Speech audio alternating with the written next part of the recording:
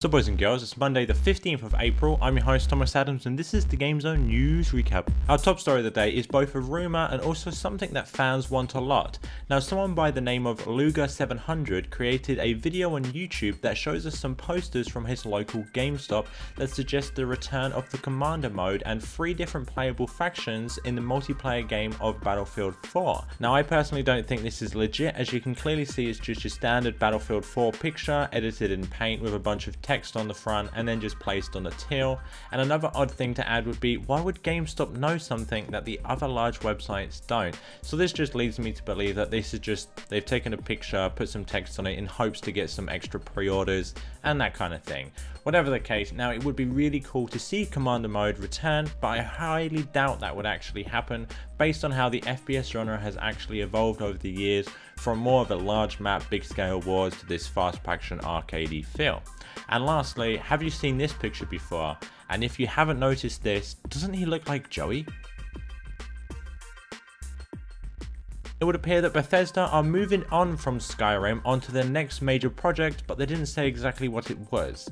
Now they have released a farewell blog post thanking everyone for their support, stories and funny videos over the past year of Skyrim's continued development and DLCs.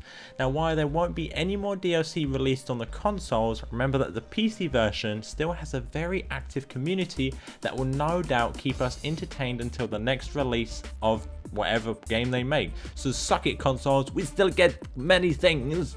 The guys behind the mega successful Batman games have been talking a little bit about how Arkham Origins won't be featuring an overhauled combat system, and they've even said this: if it's not broke, don't fix it. Now they have said that some things will be a little different, so they're going to be cleaning up tiny little things and that, but they're not really changing too much in regards to the actual combat-y type things. But they have said that Batman will be prone to making the odd mistake, and one example would be, while Batman is doing something to a suspect, he accidentally chokes him or her out, from which he will learn to be more careful in the future, because obviously he may have needed some information and it's like time constraints or whatever the case. And obviously there will be more challenges throughout the story and he will just change basically. So they're kind of saying that there will be like an evolution, so like Batman in this particular game will be slightly inexperienced and he will learn how to do more things than in the other ones where he's just like some sort of Terminator, that kind of thing. I think it's great. I really like the idea of when they say if it's not broke, don't fix it, you know.